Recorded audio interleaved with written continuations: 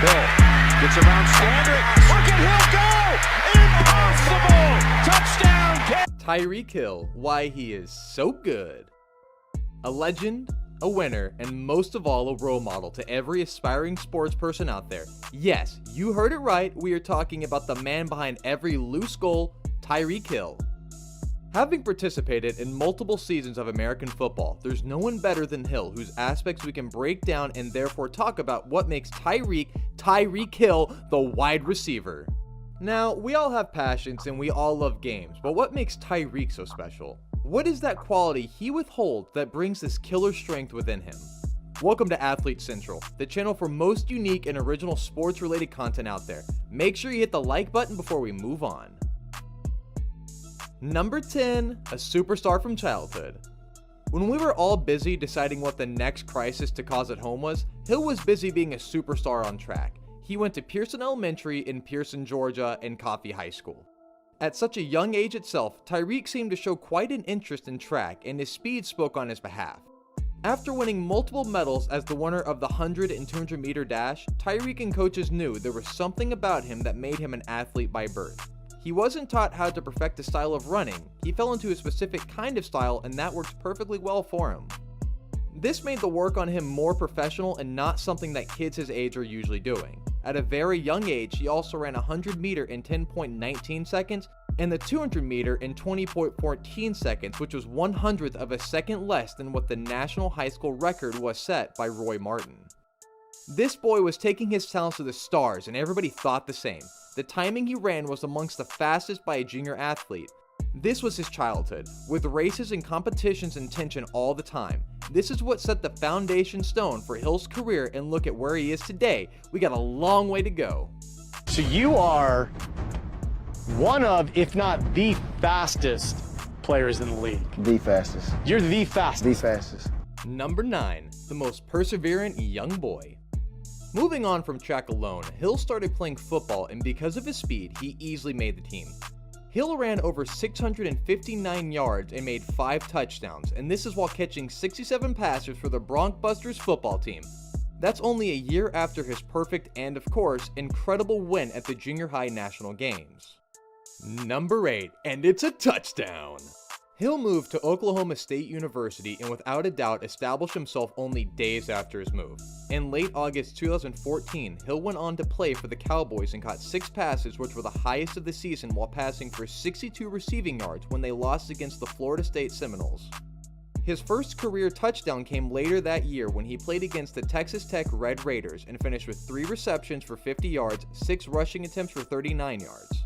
In the games that followed, Hill only got better and beat the teams with his best efforts, and they could do nothing but stand and watch. Like, how awesome is that? Having an entire stadium stand and hold their breath while you run across the field holding a ball close to you and they all scream once you hit a touchdown? Oh, what happiness Hall must have felt. With consecutive wins against the Iowa State Cyclones, Kansas State Wildcats, and the rival Oklahoma Sooners, Hill was happier than ever with his performance. Number 7, the first professional move. The University of West Alabama announced later in 2015 that Hall will be playing for the Tigers in the same year. Although Hill had some ups and downs in his life, the head coach Brett Gilliland was not so happy about taking Hill on board with him, but he eventually did after having a conversation with Hall and getting to know him personally and clearing with him the occurrences of the past years. Once Hill was part of the Tigers, there was no turning back. He was put in multiple positions where he was a running back with 25 carries for 237 yards and 1 touchdown, a wide receiver with 27 receptions for 444 yards and a touchdown, a punt returner with 20 returns averaging up to 10.7 yards with 2 touchdowns, a kick returner with 20 returns averaging 23 yards with 2 touchdowns. He usually never went more than he had to. That's the skill we all have to learn from Hill, the ability to be enough and not too much. Number 6, a dent in the road. The domestic violence act that occurred a few years back before he made it to the West Alabama was still haunting, and needless to say, it was easily affecting his career options. They were unable to invite him to games with confidence. Although they made him sit out the NFL draft in 2016, he was able to showcase his talents in the West Alabama Pros Day. Although everybody was thoroughly happy with this game, it became difficult for him to make it into teams as they had already removed his name from all the lists, the sole reason being his domestic violence trial. Everybody but one. His head coach from West Alabama claimed at the time that more than 20 teams were interested in recruiting him. When Hill finally had the chance to showcase how good he was selected by the Kansas City Chiefs, but only in the 5th round. This pretty much shows how adamant they were on taking a brilliant player like Hill. Not only was this frowned upon by the coaches, but also by the fans as well. They did not support this decision by the team, and the coach was forced to get clearance from the chief before taking him into the rookie camp as well. I don't blame nobody but myself. It's my fault, and it's my mistake. Number 5, hours of practice. The 2016 season started off with much enthusiasm, with Hill being the punt returner, kick returner, and the 4th wide receiver behind a few veterans. With this team, he made multiple career firsts, including the NFL catch for a 9-yard touchdown. Hill made sure that he made a mark on this team, and they worked really well together. Through progression, Hill caught 5 passes, which were for the season-high 98 yards and a touchdown during the 30-14 victory against the Indianapolis Colts. Number 4, nerve-wracking thrill. As the season opener, Hill was very anxious. I mean, can we blame him? The man was becoming a superstar, and he barely knew that. On Thursday Night Football against the defending champions, Hill finished with his best ever 133 receiving yards on 7 receptions for a touchdown. The Chiefs won on the road with a score of 42-27. As the week went by, Hill became more and more conscious about his game and started making sure that his skill was never lost. He played among a lot of people, and he didn't want any accusation or anything with regard to the losing of a game or anything else for that matter.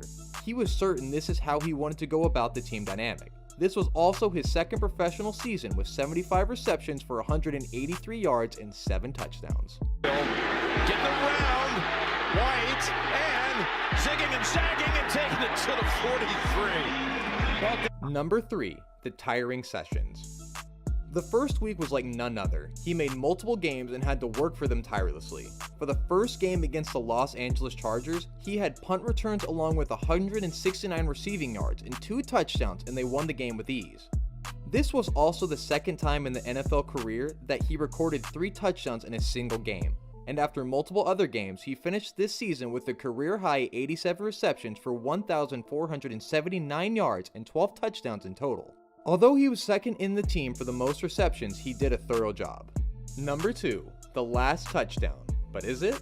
Hill was involved in quite a lot of domestic abuse crimes, and this time it really took a chunk of his life.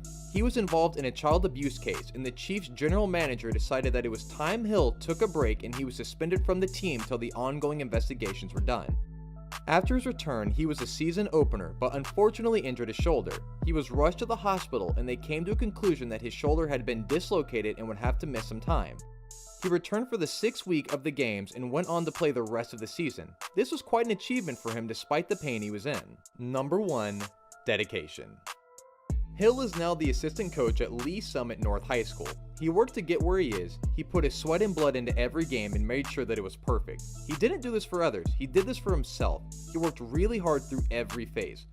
Sure, he did have downfalls, but that never stopped him. He always learned to get back up, and that's very important. He does. I think he's going to make for a great coach. It's a role Tyreek hopes to continue for the rest of the season. What makes this 5'10" giant so intimidating? The number of games he's played? Yes. The number of teams he's on? Yes. The number of times we want to be like him? Yes, yes, yes, yes to all. Hill has always been an inspiration to everybody. That's what makes this information worth sharing. This is the kind of story that people live for. It is important to be a person whose story we can tell, and that's Tyreek Hill. The man whose story never gets old. The man who changed himself for the better and became a motivation to everybody. Thank you for watching. If you like this video, do comment below what you think of Tyreek Hill. See you in the next video, and until then, stay tuned to Athlete Central.